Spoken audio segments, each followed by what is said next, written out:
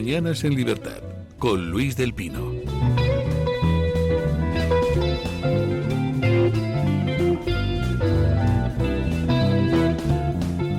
Ocho 8:31 de la mañana, 7:31 en las Islas Canarias. Bueno, llevamos unos días con una serie de noticias escalofriantes. Ya tenemos muchos órdenes, tema García Ortiz, el tema del narco, y tenemos hoy una tertulia. Bueno, qué tertulión. Don Samuel Vázquez, ¿qué tal está usted? Muy bien, un honor, siempre un placer estar aquí. Doña María Jamardo, ¿qué tal está usted? ¿Qué tal? Muy buenos días. Bueno, a partir de las 9 hablaremos largo y tendido del asunto García Ortiz, que hoy se reanudan las vistas del juicio, porque se incorporará a la mesa de tertulia Francisco Espinosa, abogado del Estado ya retirado, pero que ha fundado una asociación de abogados del Estado por el Estado de Derecho y ha sacado un contrainforme de la, entre comillas, abogacía del Estado sobre el caso García Ortiz. Pero durante este primer bloque de tertulia vamos a hablar del otro asunto. Yo la verdad es que estoy alucinando un poco, porque solo en los últimos días hemos conocido que en una operación contra el narco pues fueron los miembros de las fuerzas y cuerpos de seguridad y les recibieron con disparos de subfusiles, uno de los cuales atravesó el chaleco salvavidas de un servidor, el chaleco antibalas de un servidor público. Hemos conocido hace 2 días que en una operación de los GEOS tuvieron que usar sus armas reglamentarias y matar a un narco y herir a otro porque les recibieron a tiros. Hemos conocido ayer que otra narcolancha embistió a una patrullera de la Guardia Civil, afortunadamente sin víctimas mortales. También ha salido el caso, lo que pasa no tengo muy claro ahí qué es lo que ha pasado, de un policía en Valencia al que han mandado al hospital de una pedrada en la cabeza. ¿Qué demonios está pasando en España con el narco? Que parece que ya campa a sus anchas por todas partes, don Samuel. Pues lo que está pasando lo denunciamos desde hace una década, ¿no? Nos hemos convertido en una zona de confort criminal, y en las zonas por inacción, por cobardía de los diferentes gobiernos, y en las zonas de confort criminal son zonas de empatía para los grandes criminales, porque saben que ahí pueden desarrollar su negocio.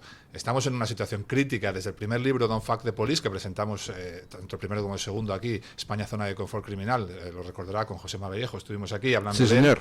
Ya hablamos de la posibilidad y de lo rápido que un país puede llegar a ser o convertirse en un narcoestado, de la facilidad con la que esta gente penetra comprando voluntades y utilizando la violencia, y ahora lo que estamos viendo no es más que el estallido o las primeras fases de estallido de lo que algunos llevamos denunciando desde hace mucho. Yo quiero recordar que para que la mafia italoamericana se convirtiera en la forma más perfecta de criminalidad del siglo XX en Occidente y dominara ciudades enteras, ciudades de millones de habitantes durante décadas, necesitó 3 cosas: comprar mandos policiales, comprar políticos y comprar a los estibadores, los unions, los estibadores de los puertos por donde entraba la mercancía.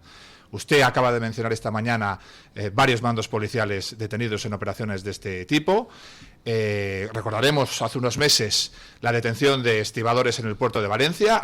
No llega al año el asesinato de uno de los estibadores más importantes del puerto de Barcelona a plena luz del día, y políticos corruptos en este país, los que pidas. Luego ya tienes tenemos el caso que hoy saca OK Diario de ese atestado de la Guardia Civil, donde muestran cómo el narco intentó captar a un concejal de Vox en Mallorca, afortunadamente sin éxito, porque no se dejó el concejal, pero si han intentado captar a ese, habrán intentado captar y habrán captado a muchísimos otros. No tengo ni la más mínima duda.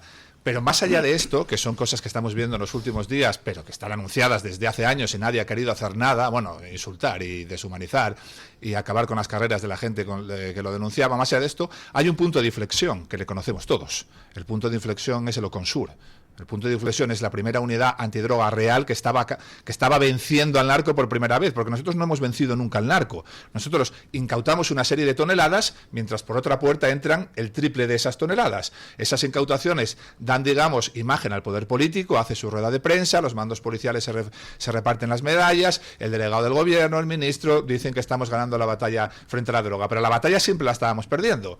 Es con el Ocon cuando por primera vez tenemos alguna posibilidad de ganar la batalla. ¿Y esto por qué es? Esto es por algo muy sencillo. Todo el mundo sabe, todo el mundo, ese algo de ciencia policial y criminología sabe, que si sigues el rastro de la droga, llegas a los narcos. Si sigues el rastro del dinero, solo Dios sabe dónde llegas. Oconsur estaba siguiendo el rastro del dinero y no sabemos muy bien hasta dónde estaban a puntito de llegar para que con tanta rapidez cercenaran, acabaran con una unidad así. Yo creo que eso es un punto de inflexión y cuando caiga este gobierno habrá que hacer tantas preguntas y tantas investigaciones y una tendrá que ser esta. ¿Por qué se permitió la infiltración del narco, entre otras cosas desmantelando la unidad que combatía contra él, ¿no? Clarísimamente.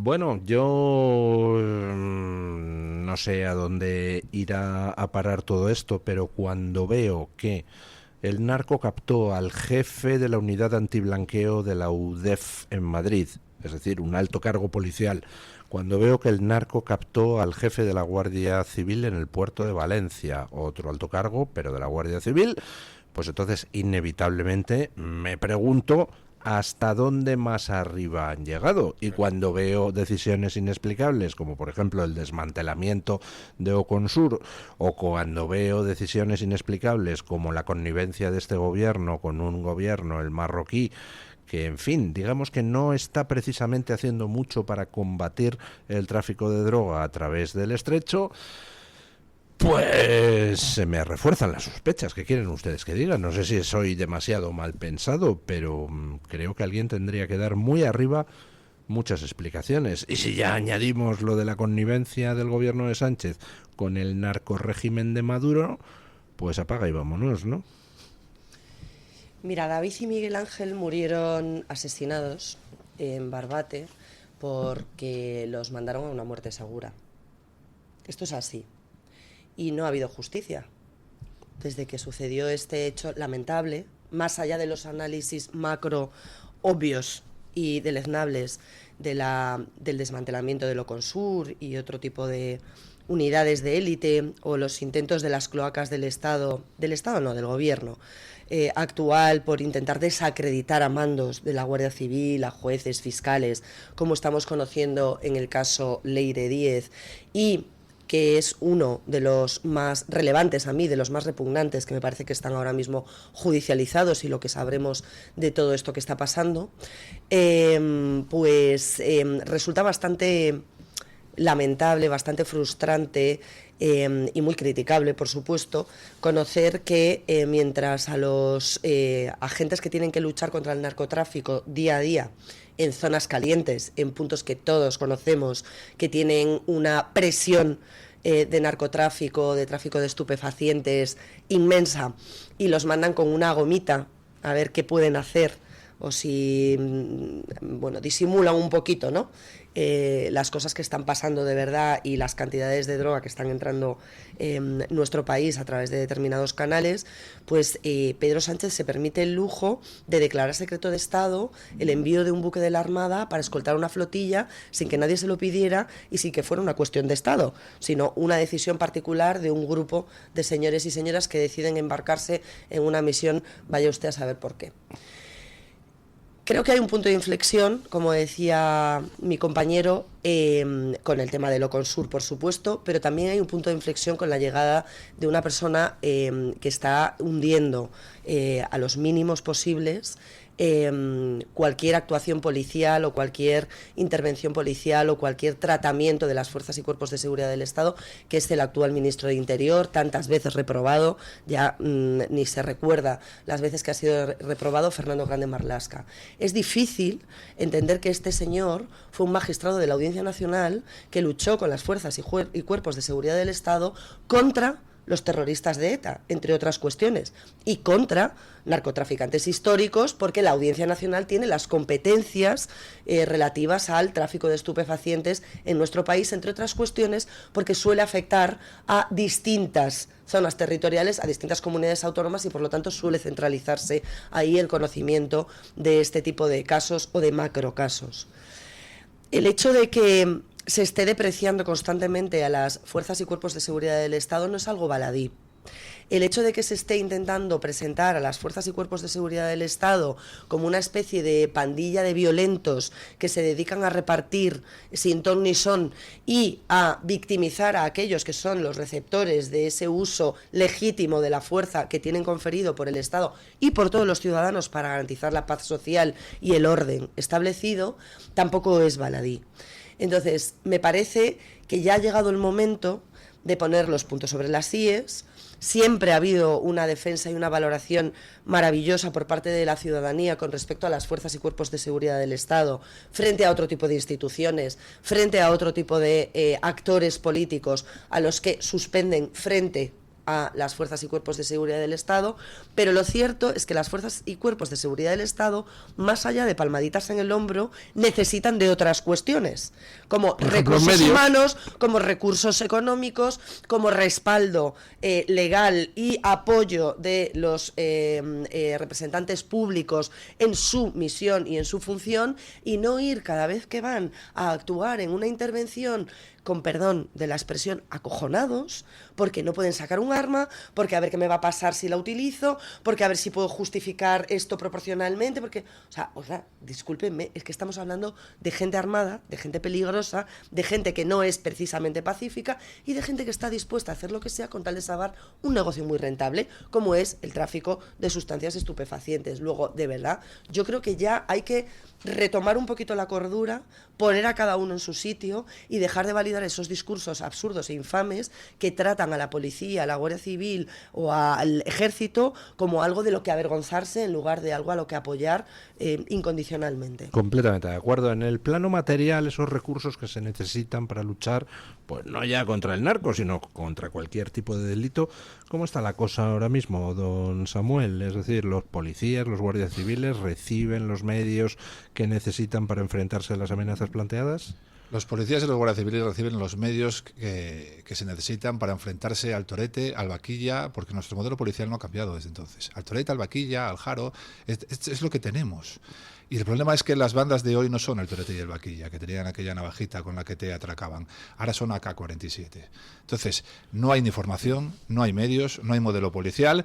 Fíjese que una operación exitosa, es decir, una operación donde te reciben a tiros y el abatido es el criminal y no el policía, no nos mueren David y Miguel Ángel. ¿Por qué es una operación exitosa? Porque estaban los GEO. Pero los GEO son los que son. Es una unidad de élite. Una unidad de élite, cualquier otra unidad española que tuviera que enfrentarse a lo que el otro día se enfrentaron los GEOs en Toledo, hoy estaríamos lamentando algo muy diferente, muy diferente. Y la primera línea de batalla frente a esta gente, que ya te la encuentras en cualquier barrio, no tiene ni formación, ni medios, ni tenemos modelo policial, ni, como ha dicho María, tenemos detrás una garantía jurídica que no convierta nuestras vidas en un calvario, como los 3 policías de Vallecas que van a intentar frenar a un tipo que con un cuchillo jamonero ha intentado matar a su propia madre y que lo primero que hace cuando los ves tirarse hacia ellos con el cuchillo jamonero, que solo con que te dé una vez en el corazón no vuelves a ver a tus hijos, te ha matado. ¿Y qué hicieron? ¿Abatirle? ¿Qué quieres que hagamos? No se puede hacer otra cosa. Bien, han salido inocentes. Por ahondar en lo que decía María, han salido inocentes, sí. ¿Después de qué calvario judicial? ¿Después de cuántos años? Solos, ellos y sus familias, con la posibilidad no solo de perder su profesión, sino de entrar en prisión. ¿Por qué tenemos que someter a la gente a este calvario? La próxima vez que estos 3 policías escuchen una llamada por la emisora de que hay un tipo con un cuchillo jamonero intentando matar a alguien, ¿se creen ustedes que van a ser tan rápidos a la hora de llegar? ¿Que van a actuar con tanta contundencia? Si ya han pasado un calvario, no tenemos nada. No tenemos formación, modelo policial, medios y no tenemos garantías jurídicas para enfrentarnos a una realidad criminal que ya no es la del torete y el vaquilla. Que es una realidad criminal donde los grupos criminales no luchan por el siguiente pico de heroína y luego se sosiegan, sino que luchan por estatus y poder. Si vas a los aluniceros de Madrid, los mejores aluniceros de Madrid viven en chalets en Majadahonda y Las Rozas que yo no podría pagarme jamás. Y cierran reservados en las mejores discotecas de Madrid, donde al lado están los futbolistas del Real Madrid. Esa gente lucha por estatus y poder, no lucha por un pico. Y la violencia es muy, muy, muy diferente. 2 observaciones a lo que acaba usted de decir. Primera, recordar que la macromafia, que ya ha convertido Bélgica, según denunciaba el otro día un juez de Amberes, en un narcoestado, ya está operando en España, que un sicario de la macromafia fue contratado por el régimen iraní y fue el que organizó el atentado contra Alejo Vidal Cuadras. Por cierto, seguimos sin romper relaciones diplomáticas con un país, Irán, que asesina o intenta asesinar a políticos europeos en suelo europeo. Tiene su gracia el asunto. Y luego la segunda cosa, lo del niño Juan, que resulta que el niño Juan, el alunicero me parece que era usted el que ponía un tuit el otro día recordando que fue desmantelada su banda en 2015, 2016, 2017, 2018, 2019, 2020, 2021, 2022, 2023, 24, 25... y seguía en libertad después de 100 y pico detenciones. Y dices, ¿cómo es posible que estuviera en libertad? No es posible, es imposible. Pero vaya, mira, vaya usted al niño Juan, al Goyito, al que quiera, al alunicero que quiera, y vayan ustedes a la prensa y verá la cantidad de veces que ha caído su banda. Cae la banda del Goyito, y al año siguiente, golpe del Goyito. Cae la banda del Goyito. No tenemos política criminal. Si es que forma parte también de lo que ¿quién los deja en libertad? ¿Los jueces? ¿Por qué? Pues porque las leyes no tenemos... Yo no me gusta mucho echarle la culpa a los jueces, porque en realidad los jueces ¿qué hacen? Pues trabajan con lo que tienen en la mano, ¿verdad? Entonces las leyes son las que son. Por ejemplo, las prisiones provisionales para los delitos patrimoniales son los que son, prácticamente inexistentes. Te puedes tirar robando años hasta que salga la primera sentencia firme en el sistema jurídico español. Pueden tardar tranquilamente 5 o 6 años. Yo he ido a juicios por detenidos míos 6 años después de hacer el detenido y era primera instancia. Es decir, para el momento en el que este tipo tenga una condena firme, igual han pasado 6-7 años. ¿Cuántos golpes ha perpetrado en 6-7 años un tipo así? Nosotros le hemos detenido en 120, pero igual ha perpetrado 600 o 700. Entonces, esto es una bicoca para el criminal. Es una auténtica bicoca para el criminal. Y luego, también hay que entrar en mea culpa dentro de la policía. Yo siempre lo hago porque no soy corporativista. El modelo policial no está hecho para encerrar a esta gente. El modelo policial está hecho para hacer números. Es decir, déjale pegar 60 o 70 golpes, luego hacemos una macrooperación de estas, donde detenemos a este tipo, le imputamos no sé cuántos hechos, pero esas imputaciones ya no tienen, en realidad, digamos, la contundencia que tienen que tener. Son más bien por coincidencia de modus operandi, territorio, forma de hacer las cosas, y los jueces eso no lo pueden, no lo aceptan. La realidad es que no lo aceptan. Los jueces te dicen, hombre, si me traes a este y tenemos sus huellas o tenemos el vídeo, ahí sí, pero si me traes a uno que dices que el día anterior perpetró un hecho exactamente igual en el mismo territorio, con el mismo modus operandi, vale, tú impútalo si quieres, pero yo no te lo puedo condenar. Es decir, no tenemos nada en nuestras manos, ni modelo policial, ni política criminal para enfrentarnos a esto. Y esto lo que hace es que las calles se nos llenen de tipos que hay dos grandes, yo creo que lo he dicho en este programa, dos grandes monstruos tiene la política criminal europea a la que no sabemos enfrentarnos, son la reincidencia y la escalada. Como no sabemos frenarlos, no tienen coste, estos tipos no ven coste, lo que hacen es volver a repetir el hecho porque no han visto ningún coste, y como quieren tener cada vez más estatus y poder, elevar el hecho de peldaño. Empiezan con hurtos, por robos con violencia, creación de bandas, acaban pegando grandes golpes. Reincidencia y escalada. No tenemos leyes ni tenemos modelo policial para frenar esto, y las calles, nuestras calles, están llenas de tipos con centenares de antecedentes. Decía Bukele eso de que cuando en un país los delincuentes campan por sus respetos es porque los cómplices de los delincuentes están en el gobierno, y cada día estoy más convencido de que tiene la razón. Y antes doña María Jamardo señalaba con mucha precisión el problema. En lugar de tener un gobierno que intente usar a las fuerzas de seguridad para acabar con el crimen, tenemos un gobierno que moviliza fontaneros de la cloaca socialista para intentar desacreditar a jueces, a fiscales, para intentar sobornar a fiscales, a miembros de las fuerzas y cuerpos de seguridad, para tratar de acabar con la UCO, que está investigando su corrupción, para tratar de acabar con la Fiscalía Anticorrupción, que parece que no se somete mucho a los criterios de Álvaro García Ortiz. Es tremendo, tenemos un gobierno contra la justicia y contra las fuerzas de seguridad.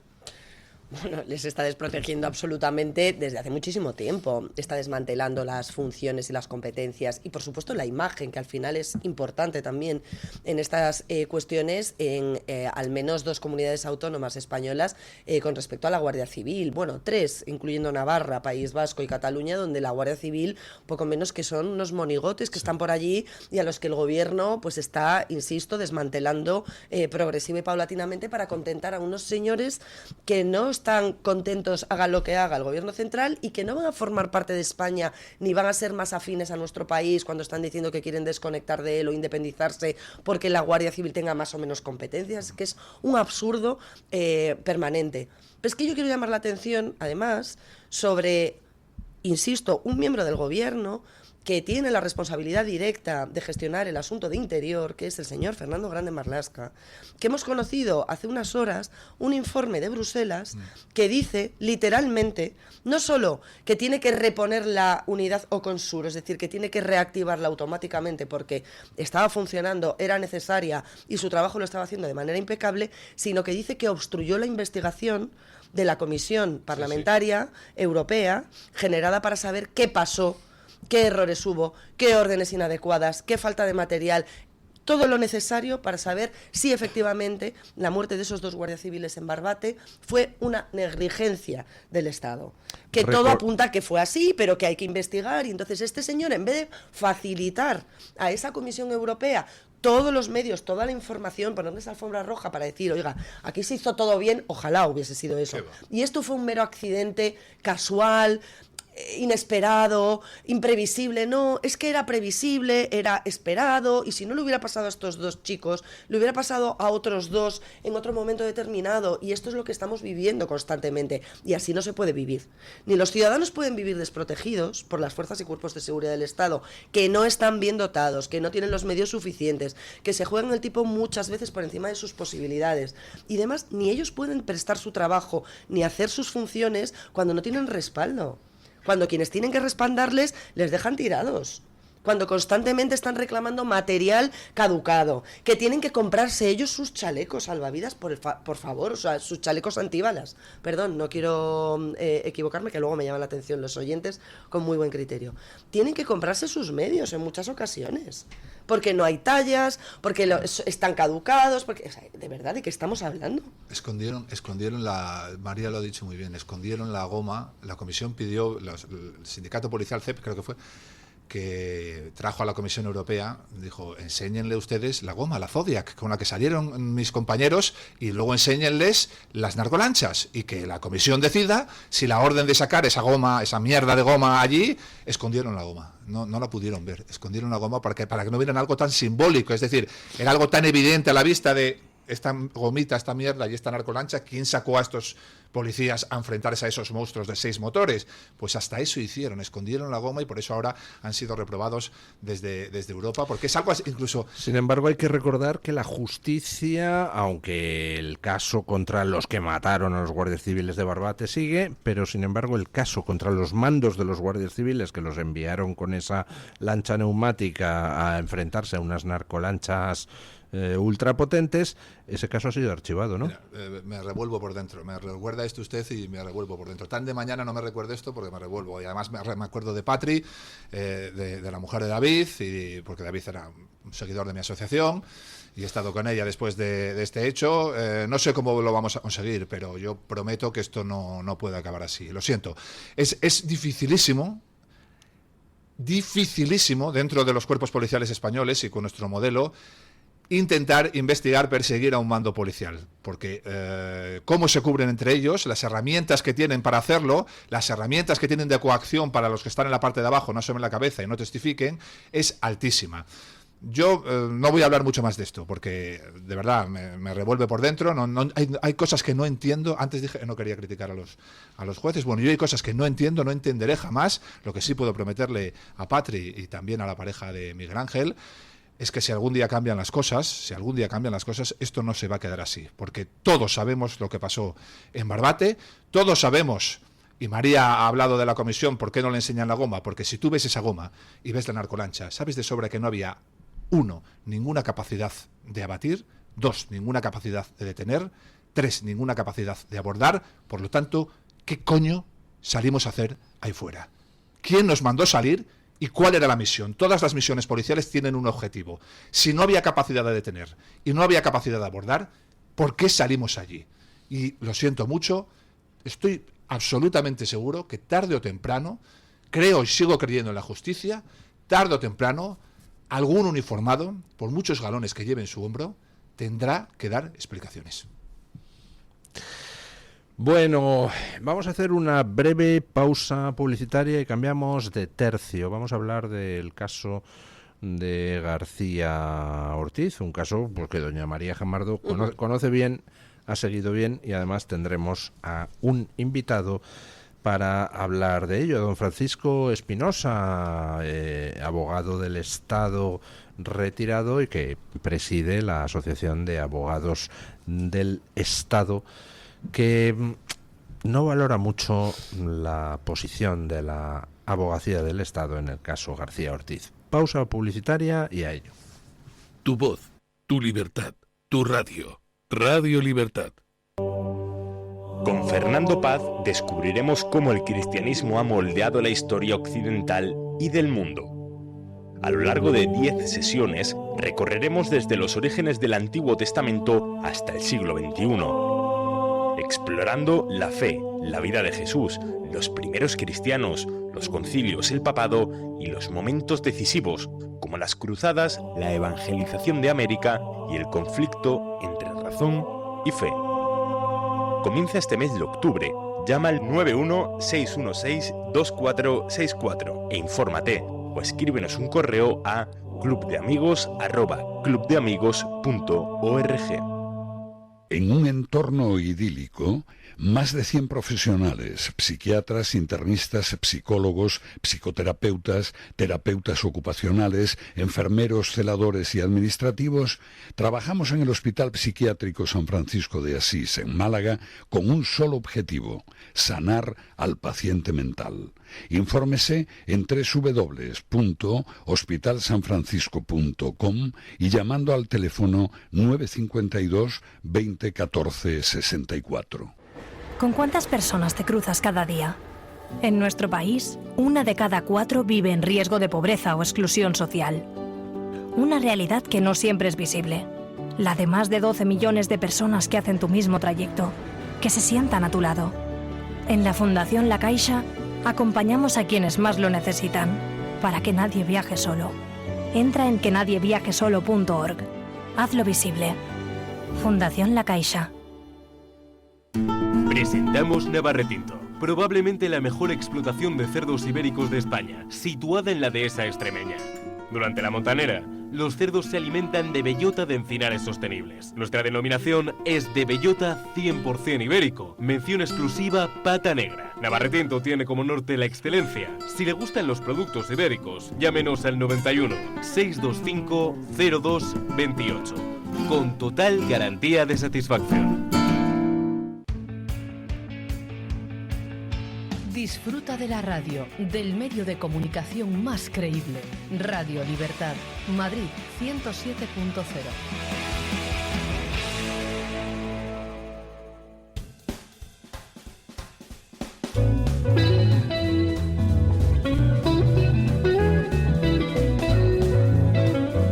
Mañanas en Libertad, con Luis del Pino.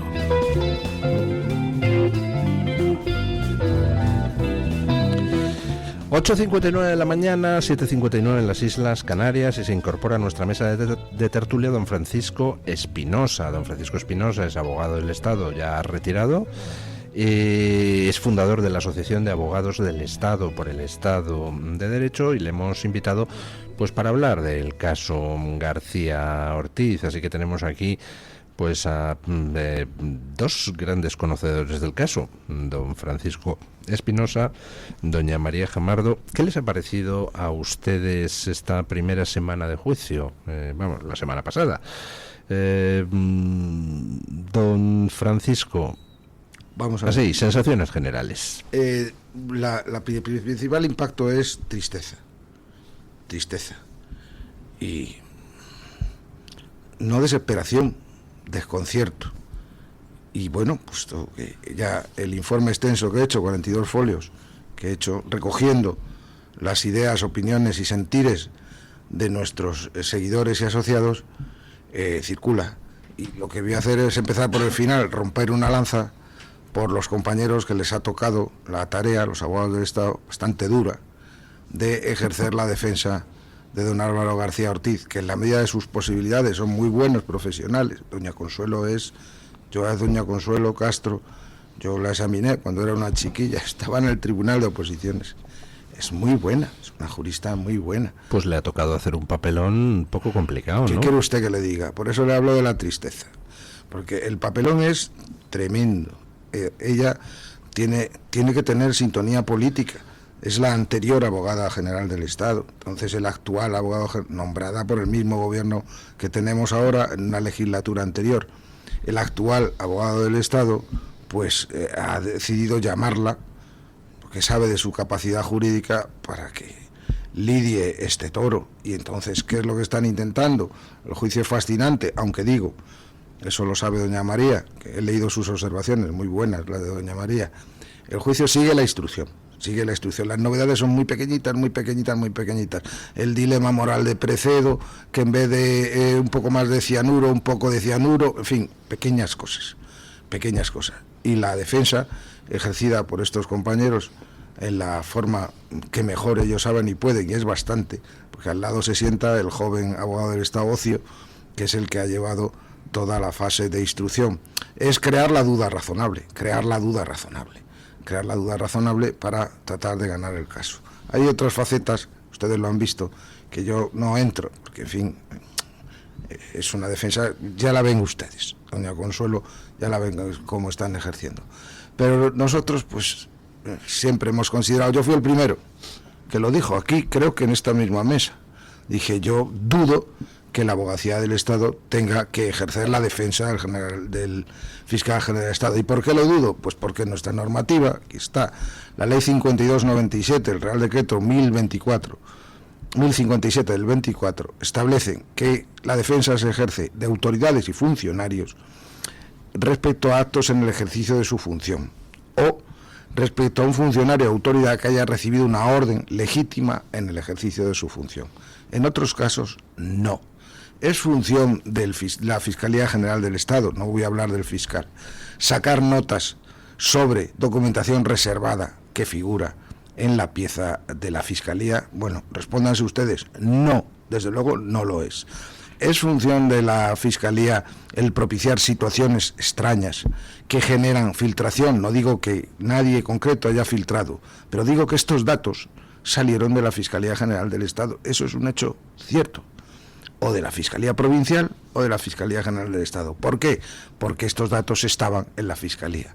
¿Que puede haberlos filtrado el abogado del señor González Amador? Hombre, es improbable, porque lo que se está discutiendo es un correo electrónico muy concreto de 2 de febrero del 24 que le perjudica.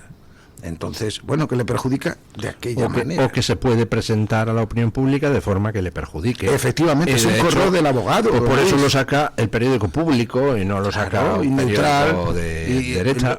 Claro, vamos a ver, es una comunicación de un abogado, por eso la gravedad que le he mencionado en la fase anterior a esta intervención, la gravedad de que es una cuestión económico-tributaria, es una cuestión vulgar, ni siquiera es mucho dinero en términos de delitos fiscales. Es delito fiscal la imputación, siempre presunta, pero es una poca cantidad de dinero. Ah, que es mucho, 350.000.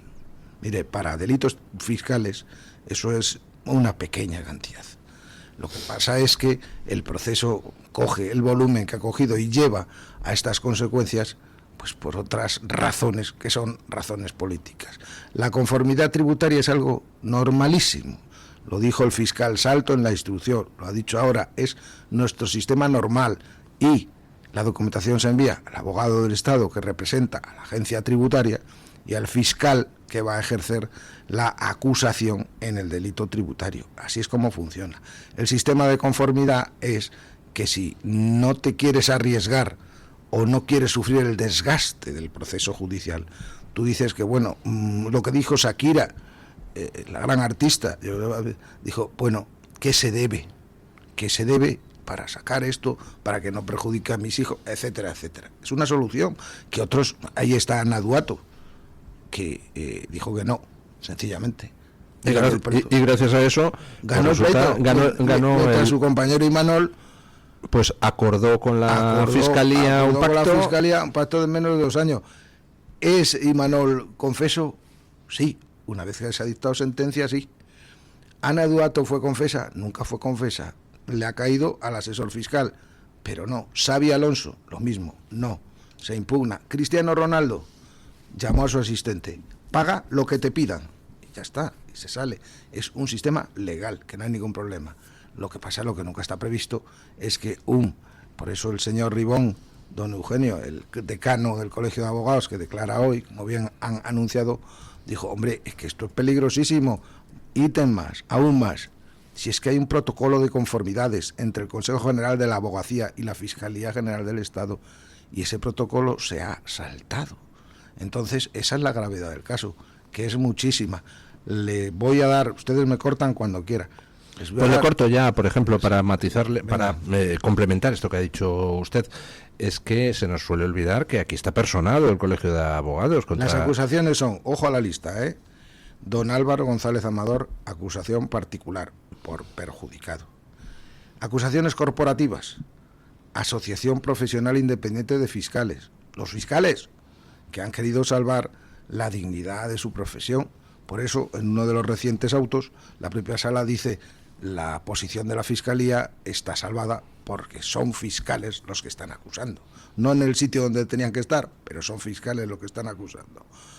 El Colegio de Abogados, que se quedó escandalizado porque todo, y por supuesto ha suspendido el protocolo de conformidad. Claro, es que a partir de este momento, cuando un abogado tenga la tentación de ofrecerle a Hacienda un acuerdo de conformidad para que su cliente se deje de líos, aunque él crea que es inocente, dice pues ahora ya no sabe si eso lo va a filtrar Hacienda y su cliente va a salir en los medios como defraudador, confeso. Hombre, lo que sí sabe don Luis, lo contrario, que la probabilidad de que lo filtren es muy alta. Entonces se asustará. Vamos a decir una cosa también del letrado del señor González Amador. Ahora les digo el resto de las acusaciones. Hombre, todos los abogados, todos los de toda España, ahora saben que cuando propongan conformidad, cuidado con lo que dices. Es decir, tienes que ser particularmente, hablar como Gila. Si alguien aceptara una conformidad sobre unos supuestos hechos, para que no vaya a ser, si te lo filtren por lo menos, que no se diga que eres el defraudador, confeso. Más acusaciones. Corporativas, la APIF, Asociación Profesional Independiente de Fiscales, que no es la mayoritaria, y el Colegio de Abogados. Las acusaciones populares que podemos llamar de intereses generales. El primero que metió la querella en el tiempo, en niveles de juzgado de instrucción, el Foro Libertad y Armonía, tiene un nombre complejo, Foro Libertad y Armonía, Sindicato Manos Limpias, Hazte Oír, que la entidad que se incorporó después, incluso que necesitó una resolución de apelación para que la dejaran incorporarse. Y también el partido político Vox, aunque esta incorporación es de última hora, pero todas esas son las acusaciones. Y un detalle muy importante, ya he dicho que los compañeros en la vista pues están haciendo lo que pueden, les han encargado eso, pues bueno, están cumpliendo. Y además, bueno, con arreglo a una estrategia, no quiero entrar en ello porque me sentiría mal, bastante triste es todo esto. Es que no se acusa solo por revelación de secretos, y lo dice el juez instructor en el juicio de apertura de juicio oral. Es una panoplia de tipos del Código Penal, violación de correspondencia, custodia, infidelidad en la custodia de documentos, prevaricación, o sea, bueno, porque han pasado unas cosas muy raras. Vamos a profundizar, ¿es el fiscal general del Estado culpable de la filtración? Lo decidirán los jueces, que es quien lo tiene que decidir. Yo cómo voy a decir. Lo que sí adelanto es que el juicio es malísimo para el Estado de Derecho. Cualquiera de las soluciones que salga, cualquiera, todas malas, que resulta condenado, Dios mío, qué escándalo, qué escándalo. El fiscal general del Estado de España condenado, qué escándalo. Que resulta suelto, Dios mío, qué escándalo, no sé, casi peor, que resulta, es decir, entonces, ¿qué ha hecho el instructor? ¿Qué ha hecho la sala segunda? Bendito sea Dios. Una sentencia intermedia, digo yo, ¿qué es lo que estarán? Que repruebe qué conducta. Hombre, que la Fiscalía se transforme en la isla de las filtraciones, por favor. Es que ¿de dónde van a salir los papeles? De ahí. ¿Se ha investigado la filtración? ¿Se ha hecho algo? ¿De dónde están saliendo las filtraciones? Pues yo no me consta que se haya hecho nada. Doña María, ¿usted cómo ha visto esta primera semana del juicio? Pues atónita en muchas ocasiones, previsible en otras muchas. Vamos a ver qué pasa esta semana. porque me parece que es bastante relevante lo que va a suceder hoy, las declaraciones de varios de los testigos que están hoy citados, y también estoy deseando escuchar el alegato, aunque tampoco creo que sea demasiado sorpresivo, irá en línea con lo que ha venido difundiendo durante todo este tiempo Álvaro García Ortiz mañana, que es el último, ¿no?, en declarar. Se acogió a esa posibilidad, a esa prebenda, y bueno, chocante que siga el juicio como acusado desde el estrado al mismo nivel de los magistrados que le están enjuiciando, vestido con las puñetas, con lo cual complementa o compromete, mejor dicho, a la institución a la que representa. Y este es el verdadero drama de este juicio, que la Fiscalía se ha sentado en el banquillo porque un fiscal general del Estado no ha querido apartarse a tiempo. Terrible. Y podría haberlo hecho. Podría haberlo hecho y debería haberlo hecho, aunque no esté expresamente previsto. Hay un vacío legal que no reconoce que el fiscal general del Estado tenga que dimitir, ser cesado, apartarse, etc., en el caso de estar procesado, pero sí lo hubiera sido cualquier otro fiscal de la carrera, excepto él. Entonces, a mí me parece una incongruencia, porque cuando tú diriges un organismo, la primera de las consignas debería ser la ejemplaridad. Y si tú estás obligado como fiscal general del Estado a cesar inmediatamente a cualquier fiscal que esté procesado y en activo, tú tienes que tomar la misma medida para ti mismo y dar ejemplo. No ha sido así, efectivamente no hay nada que expresamente lo obligue, pero esa es una crítica que yo creo que queda abierta y que han hecho además los fiscales durante todo este tiempo, desde distintas asociaciones, a título particular muchos de ellos, y off the record otros muchos, porque no pueden pronunciarse de manera abierta y dando nombre y apellidos, pero esto es una realidad, ¿no?, que palpamos aquellos que trabajamos en tribunales.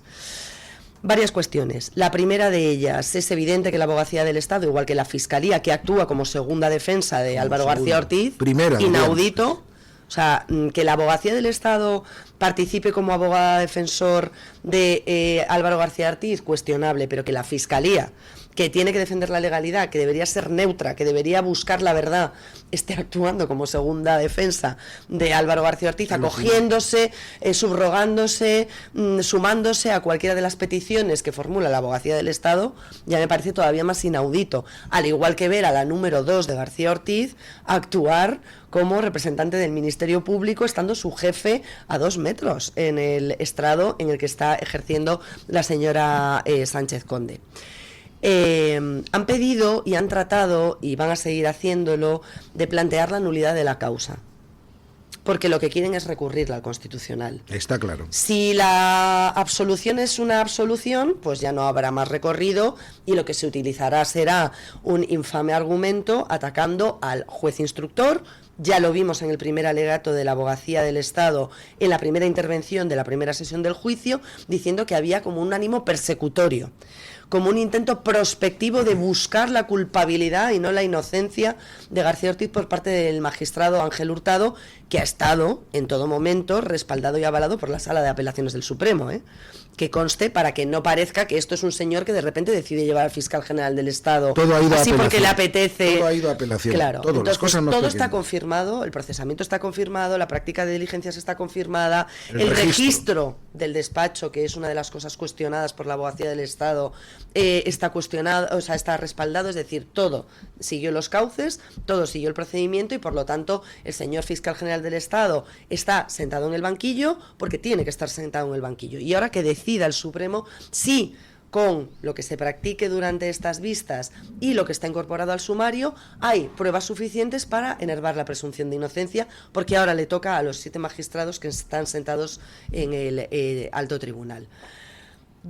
Lectura. Se ha reconocido expresamente por parte del fiscal Julián Salto, y a mí me parece que esto como titular o como información es muy reveladora, con independencia de lo que sirva o no para acreditar o desvirtuar la inocencia de García Ortiz, y es que el caso era un caso más de tantos otros, sí, de un señor que se llamaba Alberto González, que tenía un pleito con Hacienda o una discusión con Hacienda de 350.000 euros.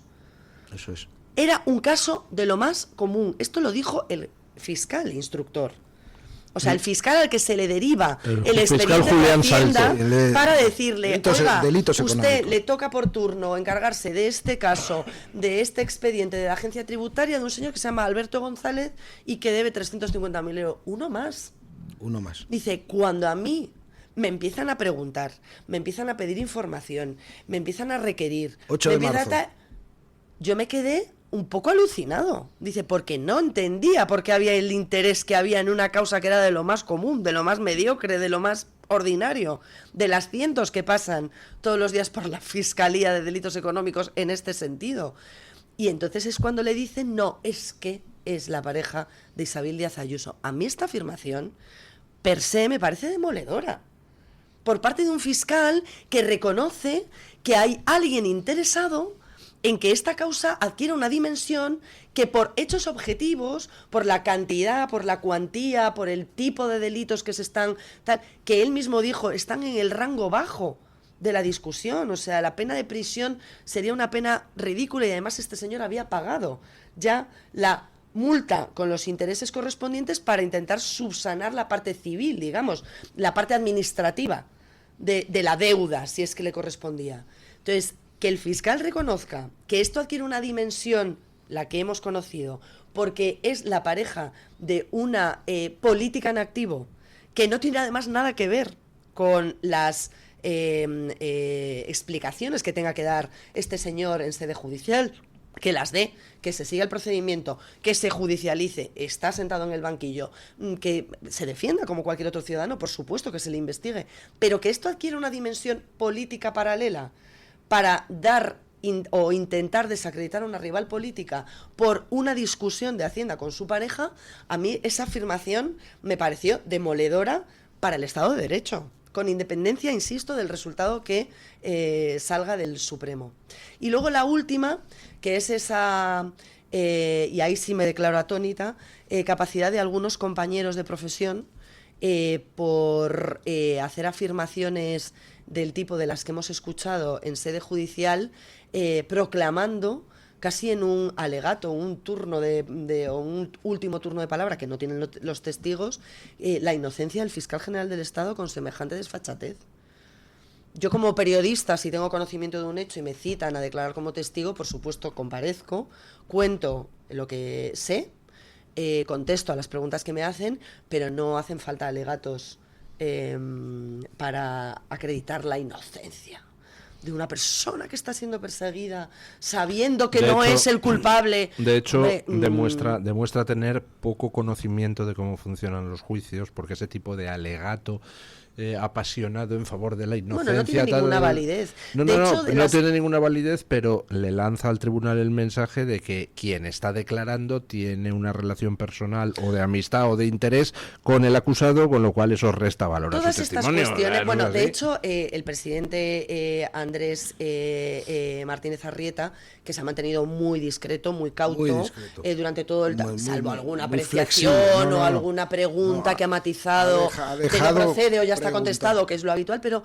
no se ha inmiscuido mucho. Ha sido un árbitro en ese sentido, como los de fútbol, que pasa desapercibido, que es lo mejor, ¿no? Pero sí ahí entró y dijo, oiga, una cosa es que usted no quiera contarnos quién es su fuente, darnos la información, o sea, no está obligado y no le vamos a obligar, pero otra cosa es que nos amenace como tribunal, que van a condenar a un inocente. Oiga, déjenos hacer nuestro trabajo, le vino a decir. Entonces, también yo quiero que la gente que nos está escuchando sepa que habrá muchas cosas que el tribunal resuelva en sentencia. Y que cuando tengamos esa sentencia delante, seguramente, más allá del veredicto y de los motivos jurídicos de peso que argumentarán el veredicto en uno u otro sentido, habrá mensajes del tribunal, que es como se pronuncia a través de sentencia. Y estoy segura de que este tipo de alegatos, estas declaraciones, tal, tendrán una lectura por parte del tribunal, o incluso el dilema moral que plantea, que es un falso dilema moral, porque ahora mismo hay un reglamento europeo que obliga, en caso de que se trate de cuestiones graves como que entre en juego la prisión a una persona, es decir, que se juegue la libertad una persona, sí obligaría o podría el tribunal autorizar que se levantase ese secreto profesional y que tuviese que confesar quién es. Yo le voy a decir lo que intuyo, puedo estar equivocado, pero creo que no. ¿Cómo empieza todo el caso de González Amador? no proviene de la Fiscalía las primeras filtraciones, provienen del Ministerio de Hacienda, que es quien tenía el litigio con González Amador. No sé si recuerdan ustedes unas declaraciones muy raras que hace Chiqui Montero, horas antes de la primera información sobre el expediente tributario. Exacto. No entonces, sobre el expediente yo creo que cuando el tío del diario, Precedo, está declarando que a él le filtraron, yo creo que está diciendo la verdad, pero le filtraron otra cosa. No le filtraron el correo del abogado, le filtraron que había un expediente de Hacienda contra González Amador. Por tanto, hay una primera filtración del expediente de Hacienda y del contenido, pero no de los correos, que va a Precedo. Y el diario nos saca una información luego de que hay efectivamente un expediente de Hacienda contra González Amador. El primero que publica información sobre la pareja de Ayuso es el diario de este señor, en el que trabaja el señor Precedo, y el titular, si no recuerdo mal, era algo así como que el novio de Isabel Díaz Ayuso está investigado por fraude fiscal de 350.000 euros. Exacto. Esa es la primera noticia que filtración. Se basa en el expediente tributario. ¿Qué pasa a continuación? Pues que cuando sale esa información... Una anotación. Las afirmaciones de la señora María Jesús Montero en el pasillo del Congreso diciendo: esta señora vive en un piso comprado con fraude a la hacienda pública. Esto, como dicen los medios, estas afirmaciones son anteriores en el tiempo a la primera publicación de este tipo. Con lo cual habría materia para llevar también a juicio a Marisú Montero, creo yo. Pero bueno, cuando se produce esa primera filtración, que simplemente informa de que tiene problemas con Hacienda, entonces sale Miguel Ángel Rodríguez y coge y lanza una versión a los medios que deje bien a Ayuso.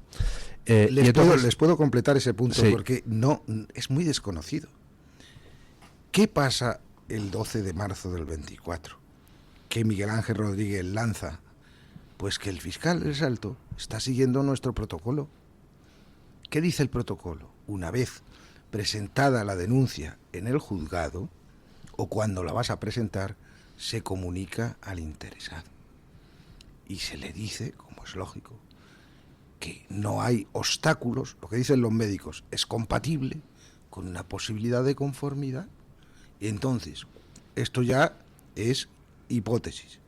Desde el entorno del señor Rodríguez, de Miguel Ángel Rodríguez, dice: tengo el 12 de marzo el correo electrónico del fiscal con arreglo a protocolo, y no dice quién ha pedido la conformidad. Eso es lo que lanzó a la prensa. Bueno, y entonces resulta que como Miguel Ángel Rodríguez sale a decir eso, entonces en ese momento tocan arrebato en Moncloa y dicen: hay que desmentir a Miguel Ángel Rodríguez, hay que ganar el relato, en palabras del fiscal general del Estado. Y entonces es cuando el fiscal general del Estado mete la pata, porque lo que hace es, primero, movilizar a la fiscalía para sacar una nota de prensa, que no es su labor, oiga, para desmentir el relato, que salga el PSOE y lo desmienta, o el gobierno, pero no la Fiscalía General del Estado. Pero además una nota coge y le pide al fiscal del Salto que le mande el correo, y ese correo pues resulta que acaba en manos de Moncloa y filtrado a los pocos minutos al periódico Público. Es decir, que hubo una primera posible revelación de secretos por parte de Marisú Montero o alguien de su ministerio, hablando del expediente fiscal. Pero luego hay una segunda revelación de secretos, que es la del fiscal general del Estado, que es quien coge y filtra el correo para tratar de contrarrestar, por orden de Moncloa, el relato de Miguel Ángel Rodríguez. O sea, vamos, yo creo que está cantado lo que pasó. Dos observaciones. La primera de ellas, y muy importante: efectivamente, el correo del que se habla por parte del jefe de gabinete de la presidenta de la Comunidad de Madrid es el correo en el que la Fiscalía se abre, como no puede ser de otra manera, ante el ofrecimiento del abogado del interesado o del investigado en este caso, a negociar un pacto de conformidad. Pues por supuesto, como en cualquier otro procedimiento penal de cualquier otro tipo de delito del mismo signo económico o de otro tipo, como puede ser un asesinato, como puede ser una violación, como puede ser una estafa. O sea, en miles de casos, todos los días en este país los fiscales llegan a pactos de conformidad con acusados o con investigados. Eso por una parte. Quien facilita ese correo de la Fiscalía abriéndose al pacto de conformidad o diciendo: pues lo tengo en cuenta, su ofrecimiento, vamos a valorar qué se puede hacer, ese correo lo facilita el interesado. Quiero decir, quien es parte. Por lo tanto, no hay revelación de secretos, porque quien es parte, que es el abogado del novio de Díaz Ayuso, es el que facilita ese correo. Luego, ahí no hay revelación de secretos porque están todo el rato incidiendo en, es que el correo es de la persona que lo hace conocedor, con lo cual no hay revelación de secretos, ni delito, ni ningún. Si alguien con mi autorización desvela un correo, pues no hay o yo revelación. directamente digo, oye, pues mira, no, es que a mí la Fiscalía me ofrece como para mitigar ese impacto inicial de, es que está investigado, porque como si fuera, pues es un defraudador confeso.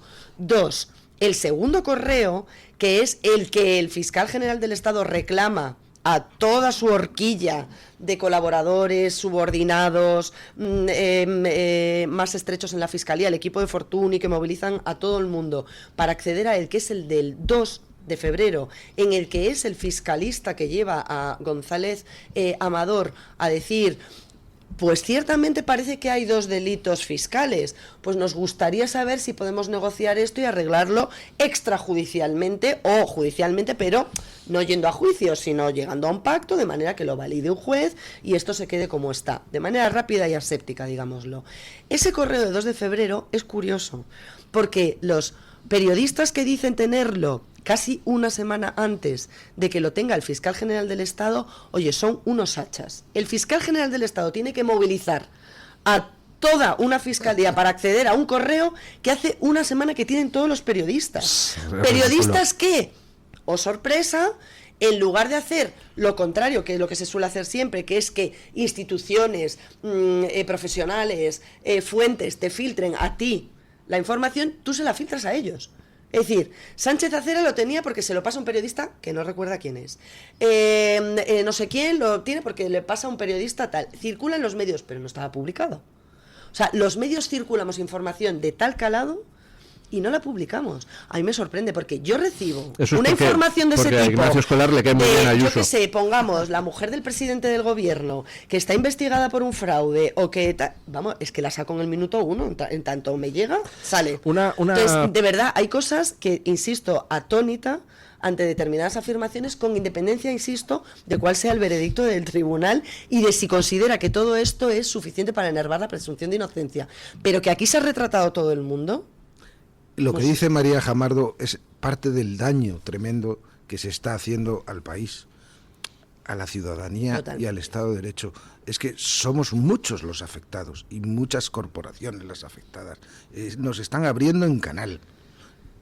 Incluso el propio García Ortiz pues está sufriendo bastante. O sea, todo es un disparate. A mí, si me permitís, yo no entiendo tanto como mis 2 compañeros de este caso en concreto, pero 2 observaciones. Uno sobre el papelón de los periodistas de izquierdas, que como buenas personas de izquierdas anteponen su ideología a la dignidad, porque es un papelón lo que están haciendo allí en el juicio este. No sé, hay algún momento en el que tendremos que replantearnos muchas de las instituciones y cómo funcionan aquí, ¿no? Para empezar, debate moral, ninguno. Si tú tienes una información y de tu testimonio se va a condenar al que tú crees que es una persona inocente, lo moral es la diferencia entre el bien y el mal. Tendrás un debate deontológico, pero no moral. Si decides con tu testimonio, pero insistir en ese testimonio a sabiendas de que lo que para ti es un hombre inocente va a acabar en la cárcel, eres un inmoral. ¿Qué me hablas de moralidad? Eres un inmoral. Tendrás un debate deontológico que es otra cosa. Dejando aparte que es una tontería, porque si tiene él alguna prueba que indica que García Ortiz puede acreditarlo. Claro, la acreditas sin revelar la fuente. No, incluso pides una comisión en la que esté tu abogado, en la que esté el fiscal, en la que esté el abogado del interesado, en la que esté el juez y un perito de la propia UCO técnico que diga, oiga, mire, yo es que me entró este correo el día tal y lo puedo acreditar y tal, y ustedes hagan una pericial de la cual solo trascienda el informe que certifique que efectivamente lo que yo digo es cierto, sin que se revele la fuente, porque yo quiero proteger a mi fuente. Perfecto. Se podría hacer. Pues claro, lo que pasa es que no es verdad. De lo que habla Precedo es de otra filtración, de la filtración del expediente tributario, que claro que se lo filtraron, por supuesto, pero eso es otra revelación de secretos y quizá alguien debería pedir cuentas a Marisú Montero. ¿Cómo sabía ella lo de el expediente? Pero yo quiero, por salir un poco y mirar un poco al futuro, ya que le tenemos a usted aquí, no habría que replantearse... El papel de la Fiscalía va a haber que replanteárselo después de este papelón. Es decir, yo creo que es algo evidente, que la Fiscalía no puede funcionar como funciona. Pero lo de la abogacía del Estado, yo es que lo he sufrido en mis carnes. Es decir, en todos mis procedimientos, la abogacía del Estado protege va contra mí, que soy un funcionario en la querella criminal que usted sabe que mantengo y tengo como imputado, como investigado, al director general de la policía y a un jefe de división. Bien, el director general de la policía es un político. El jefe de división ya está jubilado, no es funcionario en la actualidad. El único funcionario real del proceso soy yo, y el funcionario del Estado. Y la abogacía del Estado está contra mí defendiéndolos a ellos. Yo digo yo que en algún momento habrá que replantearse el papel también de la abogacía del Estado, porque hay una abogada del Estado defendiendo a un político que sí, que yo cuando lo dije en el juicio, en la declaración me dijo, perdone, artículo no sé qué, no sé cuánto, es una autoridad y por lo tanto yo puedo defenderlo. Digo, no digo que sea usted esté cometiendo una ilegalidad, solo faltaba. Digo, usted está defendiendo a un político que mañana, cuando acabe este gobierno, no será nada del Estado, a un político y a un jubilado, frente a un funcionario del Estado, que es el único que hay en este procedimiento, que soy yo, siendo usted abogada del Estado. Esto no habrá que replanteárselo también. Vamos con las dos cosas. La Fiscalía, que con todo y con eso, les digo, es más grave. La Fiscalía tiene un sistema de sustituciones, de abstenciones y recusaciones, por no hablar de la multitud de normativa que establece infracciones y sanciones graves para todo tipo de filtración. Es decir, sin cesar al fiscal general del Estado, puede haber perfectamente un mecanismo de sustitución por el cual entre el inspector fiscal, el proponente de la capacidad disciplinaria, el sustituto, según estatuto del fiscal, que asuma las funciones o estas funciones relativas a este caso del fiscal general del Estado, y el sistema se rehabilita. Es decir, el fiscal general del Estado no cesa, sino que sencillamente otro le sustituye porque hay intereses personales. No es difícil, o sea, la ley, claro que no ha pasado, por favor, ni de chiste. El caso del abogado de Estado, que como dice la primera palabra es abogado, los límites de nuestra defensa están ahí y no deben sobrepasarse. El problema es que en el caso suyo, no lo conozco en detalle, pero por lo que me dice, no basta con tener la autorización. A nosotros la autorización de defensa es una orden que tenemos que cumplir. Por eso los compañeros de ahora están cumpliendo una orden, porque somos más jerarquizados que la Fiscalía, mucho más jerarquizados. La Fiscalía puede decir sí o no, nosotros no, solo lo que nos digan. Hombre, cuando damos la información al derecho, mire usted, yo creo que esto sí o que esto no, es una orden. Pues en plan militar, así de claro, que es lo que debe haber pasado en su caso. Ya, pero es un poco absurdo. Son abogados del Estado. Deben defender los intereses del Estado, no del gobierno. Esa es la parte en la que nos están destrozando. No somos abogados del gobierno, de los intereses políticos del gobierno. Incluso como una compañera muy lúcida ha escrito un artículo muy sensato que dice, bueno, vamos a ver, podremos defender a la autoridad que está ejerciendo funciones administrativas, pero no a la autoridad que ha tomado decisiones políticas, que no está en nuestra normativa tal cual, pero esa es la discreción de quien nos dirige para cuándo sí y cuándo no. Y hay muchas defensas que empiezas a defender y aparecen indicios inquietantes del tipo que sea, o de indicios de culpabilidad, o sospechas, o intereses contrapuestos, que parece ser su caso. En ese momento hay que retirarse de la defensa. Pero en el informe que María Jamardo conoce, recojo el caso pues de doña Irene Montero, la ministra de Igualdad, defendida por el abogado del Estado en pleito civil de defensa de honor e imagen, cuando se dedicó la ministra a ofender al marido de la, entre comillas, mujer maltratada, condenada por secuestro de menores. Hombre, por Dios, no hagamos esto, encima ahorrándole costes de abogado para una actitud que no puede ser. Por lo tanto, la autoridad nuestra, que nos dirige, el abogado general del Estado, bajo las instrucciones del ministro de Justicia, es el que tiene que atemperar este instrumento. Pero en el informe que le envía María Jamardo le recogía la cita del ministro Ábalos. Sí, el Ábalos ese que ustedes saben. Utilizamos a los abogados del Estado como los gabinetes de información. Bueno, es que confundir gobierno con Estado es confundir democracia con dictadura. Confundir gobierno con Estado es confundir democracia con dictadura. Si el Estado es el gobierno, entonces ya no hay democracia. Atentar contra los pilares del sistema. Ojo, y yo se lo he dicho, y lo he dicho aquí a don Luis del Pino, el gobierno tiene derecho a sus propios abogados, por supuesto, para defender sus líneas políticas. Bueno, pues estructúrese, nómbrense una subescala nuestra, pero no nosotros que defendemos intereses generales. Pero lo mismo que en Estados Unidos se ve mucho, el presidente Trump a través de sus abogados, ¿vale? Los intereses políticos tienen una defensa, pero usted habría tenido en el pleito que me menciona a un abogado pues de la autoridad gubernativa, pues una decisión gubernativa. Nosotros lo tenemos mezclado, tenemos la defensa de todas las decisiones y simplemente cumplimos la orden. Por eso nos están fracturando, porque dentro de los abogados del Estado, yo represento a la nueva Asociación de Abogados del Estado, hay dos líneas muy evidentes. El que dice, yo haré lo que me manden, sin objeción ninguna. Nosotros que decimos, hombre, pues no, porque nosotros defendemos sobre todo intereses generales con arreglo a la Constitución y a la ley. Si usted me lleva a un debate político o con raíces políticas o algo así, no me llame a mí. Bien, es verdad que los compañeros que están ahora atendiendo el juicio, insisto, obedecen órdenes. Y en el caso de, bueno, pues quizá de doña Consuelo, que ha sido designada políticamente en su día, pues posiblemente esté en sintonía, yo la aprecio mucho y es muy buena, posiblemente esté en sintonía ideológica. Pues yo, viéndola actuar en el juicio, no estoy tan seguro de que esté muy cómoda en su papel, ¿eh? Debe estar muy incómoda, es un morlaco que, madre mía. Ha tenido un par de actuaciones que yo casi diría que la veía renuente a emplearse a fondo en la defensa de García Ortiz, pero bueno, es una sensación y puedo estar equivocado. Hacemos una pausa publicitaria y pues despedimos a don Francisco. Ha sido una satisfacción. Muchísimas gracias. Nada, esto es un deber moral y por favor. Eso sí, hay moral es eso, no lo otro. A ver qué se puede hacer. La semana es interesantísima. Síguenla. Como bien ha dicho María, don Álvaro declarará el último día. Bueno, esa es la opción. El jueves, ¿no? Mañana. Sí. Mañana. Una mis pregunta. Mis defendidos declaran el primer día, con las instrucciones que yo les doy. Vaya usted, dígale al juez todo, y todo es todo, porque normalmente defendemos gente que es inocente, por eso es la cuestión.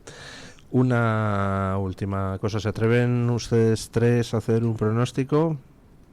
Yo sí se lo hago, ¿Sí? No hay ningún problema, en medio de esta situación tan tremenda. Bueno, hay que ponerse en la mente de los siete magistrados. Lo van a pasar mal, van a sudar como patos. Empezarán a darle vueltas. Hay una precisión jurídica que es muy importante. Se habla de indicios probatorios. Los indicios de criminalidad son para abrir el juicio oral. Una vez abierto el juicio oral, los indicios ya no son indicios, es la prueba de indicios. Es decir, es una prueba. Bueno, yo siempre pongo alguna cosa de chiste y tal, el típico descubrimiento de amantes en la cama. No es lo que parece. Oiga, es que lo parece, sencillamente. Pues estamos en no es lo que parece, es que lo parece. Entonces, si esos indicios, que son prueba... Si quiere le cuento un chiste que me contó una vez don Álvaro. Adelante. Paco Linares, mi amigo, los chistes. El marqués que se va de viaje. Entonces, como no se fía mucho de su mujer, mucho más joven, 40 años más joven que él, le encarga al mayordomo que la vigile en su ausencia. Entonces se va de viaje, cuando vuelve... Le dice el mayordomo, ¿qué ha pasado? Y dice, bueno, pues según salió usted por la puerta, vino el señorito del cortijo de al lado, ese de tan buen aspecto, y entonces su mujer salió a recibirle a la puerta. ¿Y qué más? Y dice, bueno, pues según llegó el otro a la puerta, se dieron un apasionado beso en la boca los dos. ¿Y qué más? Bueno, pues se cogieron de la mano y entonces subieron por las escaleras hacia el piso de arriba. ¿Y qué más? Y dice, bueno... entraron los dos en la habitación de matrimonio y cerraron la puerta.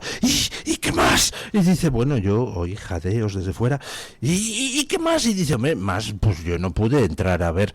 Y dice, Dios mío, no soporto esta incertidumbre, ¿no? Pues sí. Estamos, pero les dije que les daría un pronóstico. Entonces, pues... habrá posiciones encontradas, ya sabe, la duda razonable. Hay una afirmación en el juicio que me espantó, dice, este documento puede haberlo filtrado de 20 a 600 personas, son las dos testigos. Vamos a ver, pero ¿qué seguridad tienen los ciudadanos de sus documentos? Si estamos declarando en foro público que son publicables por todo. Pero claro, la superduda razonable puede concurrir en los magistrados. Entonces, ¿qué? ¿Vamos a buscar una solución de compromiso? Pues vamos a reprobar, porque los preceptos del Estatuto y del Reglamento de la Fiscalía que sancionan brutalmente la filtración de documentos son múltiples. ¿Se ha hecho alguna inspección? No. Pero ¿qué me está usted diciendo? ¿Que prevé que los magistrados podrían declararle inocente, pero decirle, has sido malo? Eso sería terrible para la democracia española. Las irregularidades administrativas han sido impresionantes. No consta investigación, no consta esto, no consta tal. Una reprobación de la conducta muy contundente. Y ahora vamos a la condena. A ver, lo más suave, lo más flexible, lo más tal. Que yo sería de los magistrados que diría, hombre, este hombre debió haber cesado en su día, haber renunciado. Vamos a darle algo para que tenga el puente para renunciar ahora o dimitir o algo así. Una inhabilitación lo más suave, lo más tal, para conseguir la componenda. Porque desde luego, como condenen tajantemente, qué escándalo, Europa, Dios mío. Como absuelvan, qué horror. Bueno, aquí yo insisto en lo mismo. Si absuelven va a ser lawfare del instructor, si condenan va a ser lawfare de los jueces fascistas con toga y más. O sea, aquí va a ser un win-win para el gobierno, que tiene el relato político muy claro. Y no quiero dejar pasar, porque esto sí, ahí me voy a mojar. No sé qué va a decidir el tribunal. Creo que cualquier sentencia que no sea unánime va a ser un balón de oxígeno para aquellos que quieran leer lo que quieran leer, con lo cual tiendo a pensar que el tribunal buscará la unanimidad. Intentará. O debería buscarla, y no sé en qué términos lo hará. Sí se puede condenar con prueba indiciaria, esto también tiene que quedar claro. Que se lo digan a José Bretón. Entre otras cosas, porque la prueba indiciaria sería suficiente para condenar si se acredita que esa prueba basada en una colección de indicios permite detraer que la única opción posible de entre todos los escenarios es la que ha logrado confirmar el tribunal y no otra, y no hay otra posibilidad de opción o otra posibilidad de explicación, con lo cual entonces, en caso de duda, siempre a favor de reo, absolución, y las gravísimas declaraciones del presidente del gobierno este fin de semana en un medio de comunicación, en una entrevista en un medio de comunicación. Es inocente y se ha visto en el juicio. Es como si el presidente del gobierno sale a decir que un ciudadano que todavía está siendo enjuiciado es culpable por lo que se ha visto en el juicio. Me parece de una gravedad tremenda la afirmación del señor Pedro Sánchez sobre la inocencia de su fiscal. Él es un poder del Estado, no es un opinólogo más, no es un ciudadano más opinando sobre un juicio que nos interesa a todos desde muchas perspectivas, jurídica, política, social, mediática.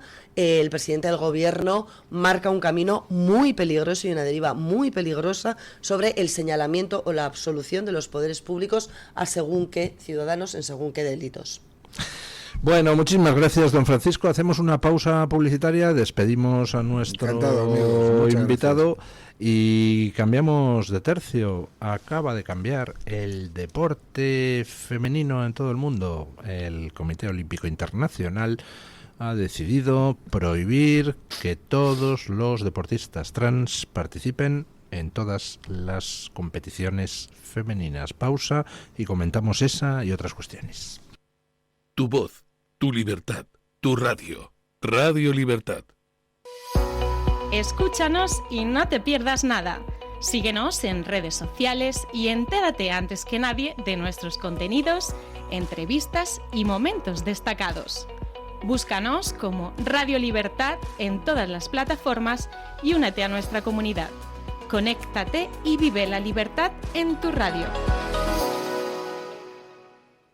La doctora Iradier, especialista del Instituto de Microcirugía Ocular, IMO, Grupo Miranza, realiza en Madrid cirugía premium de presbicia y catarata. Si desea eliminar sus gafas de vista cansada o nota que con la edad pierde visión, la doctora Iradier le realizará el tratamiento para recuperar la agudeza visual y nitidez de la juventud, con la mejor lente intraocular y la técnica más segura y eficaz. Doctora Iradier en IMO, Grupo Miranza. Teléfono 910-783-783. Calle Valle de Pinares Llanos 3, Mirasierra, Madrid. Luis del Pino, Alba Vila, Javier Horcajo y José Javier Esparza son Radio Libertad. El DHA omega 3 es clave en el funcionamiento normal del cerebro, la visión y el corazón. Si te preocupa el deterioro asociado a la edad, debes tomar DHA. El DHA de Mederi Nutrición tiene certificación IFOS, máximo estándar de pureza y calidad. Busca DHA Pure NPD1 o visita ahora mederinutrición.com. Goles. Es la hora. Goles. Es la hora de su deportivo favorito. Vuelve Goles, vuelve Parrado, vuelve el clásico de la radio deportiva. A las 12 de la noche en Radio Libertad.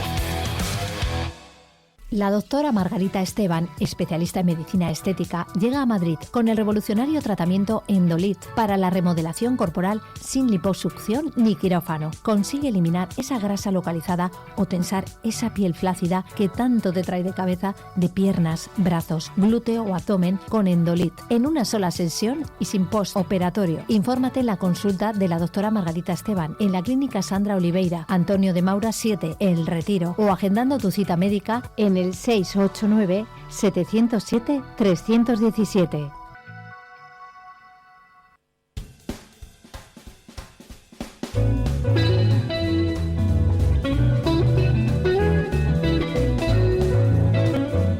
Mañanas en Libertad, con Luis del Pino.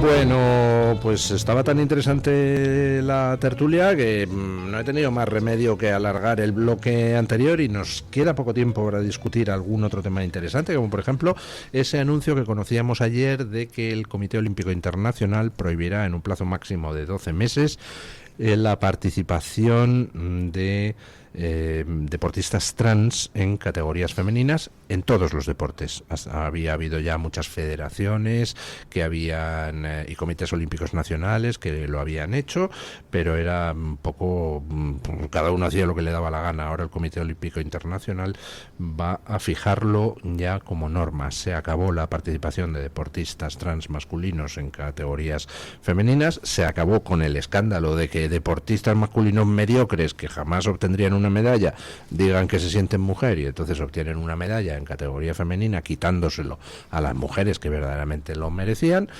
Y bueno, pues esto es gracias a dos cosas. Uno, la que ha sido elegida para el COI en marzo de este año fue elegida teniendo como promesa de campaña el defender el deporte femenino, y luego dos, pues la llegada de Donald Trump a Moncloa. Dudo yo de que hubiera podido pasar esto si pierde las elecciones Trump. Donald Trump a la Casa Blanca. Jolín, a la Casa Blanca. Ya si llega a Moncloa, se me hacen los dedos huéspedes, por Dios. Madre mía. Bueno, a mí es que me parece que es una evidencia tan de perogrullo que es que no creo ni que debiera ser noticia. Es que nunca deberíamos haber llegado a algo contrario a esto, ¿no? Y creo que esto es volver al sentido común, a la cauce de lo ordinario, de lo que debería haber sido desde el primer momento. Y efectivamente, si hay una categoría adicional o es necesario habilitarla, pues que se habilite. Y si los trans quieren competir entre ellos, pues que compitan, me parece muy bien. Si ellos necesitan una categoría adicional, pues que se haga, porque es una circunstancia anómala desde el punto de vista biológico, en el sentido de que es un cuerpo con una hormonación, con una transición en pubertad, con una serie de condicionantes físicos, de musculatura, de envergadura, de todo tipo, que son masculinos, biológicamente masculinos, y que la autopercepción, que oye, es libre y voluntaria, aunque yo pienso que no se puede legislar sobre sentimientos y me parece una aberración hacerlo, pero como la autopercepción es libre, pues oye, cada uno que se perciba como lo que le dé la gana, más joven, más rubio, más lo que sea, pues más mujer, pues perfecto, pues entonces usted tendrá que competir en una categoría con sus congéneres, pero no puede competir contra mujeres cuya fisonomía, como punto de partida, por mucho que usted se pinte los labios, por mucho que usted se vista como una mujer, o por mucho incluso que después de la pubertad haya sufrido una transformación médicamente contrastable de su anatomía, tiene una serie de componentes básicos que son irrenunciables y a los que no puede usted confrontar por mucho que se sienta o se autoperciba o Yo, declare mujer. La verdad es que estoy contento por esta victoria del sentido común, pero me sabe a poco. Durante este tiempo se ha estado hormonando a niños, metiéndoles medicamentos para bloquear la pubertad, sin que exista ni el más mínimo estudio serio de las consecuencias a medio plazo para esos niños. Se ha estado aplicando cirugías mutilantes a niños y niñas para cambiarles el sexo, y yo quiero que haya gente que responda por todo ello. Espero que en algún momento lo haya, porque cada vez hay más profesionales, primero de la salud mental, segundo sociedades pediátricas, o sea, cada vez hay más ciencia que está apelando al error gravísimo de apostar sin respaldo médico y sin un estudio detallado, pormenorizado, personalizado y sostenido en el tiempo de la casuística individual de cada uno de esos niños o de esas niñas que han decidido cambiar de sexo con 6 años.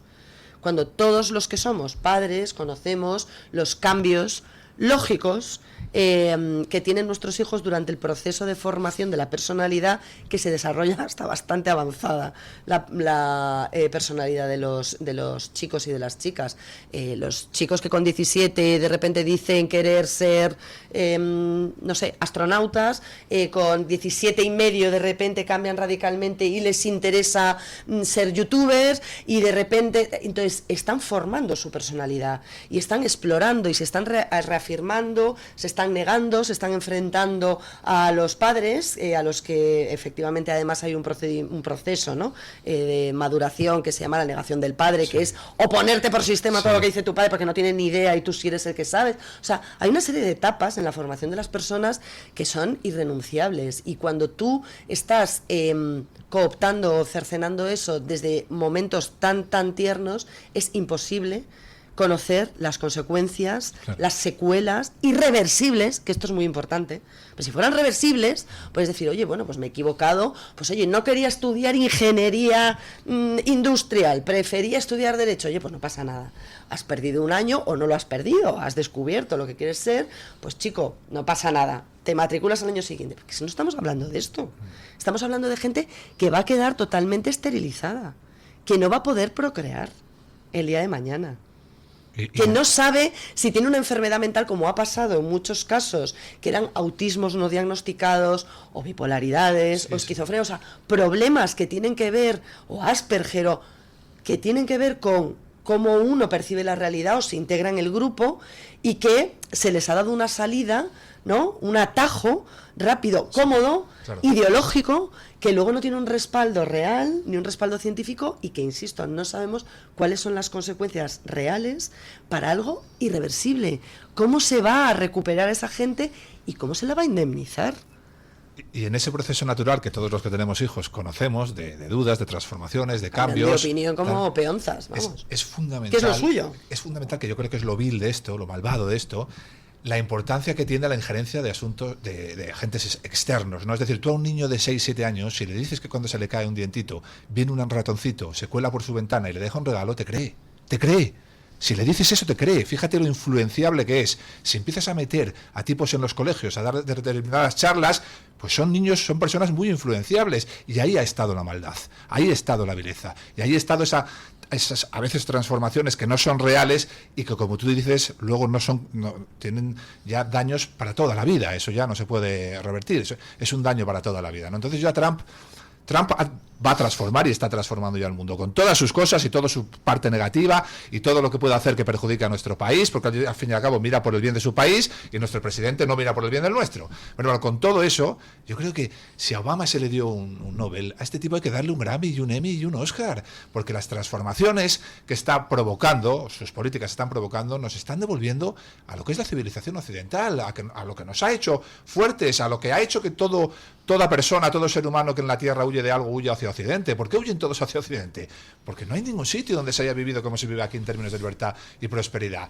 Y debemos volver a eso ya. Y el papel de Trump a la hora de volver a eso, creo que está siendo fundamental, con todas las críticas que le puedas hacer. Bueno, él ha quitado el tablero y ha permitido que gente que estaba retraída, avergonzada, silenciada, que no se atrevía a dar su opinión con libertad porque era señalada automáticamente como usted no piensa lo correcto y demás, pues que haya empezado a pronunciarse y a dar sus argumentos. Y yo creo que eso es el debate enriquecedor precisamente de la civilización occidental, el poder expresarte con libertad, confrontar ideas, contrastarlas, evidencias científicas, es decir, o sea, hacer lo que viene siendo madurar una sociedad, ¿no? Una civilización en este caso. Entonces a mí eso me parece maravilloso.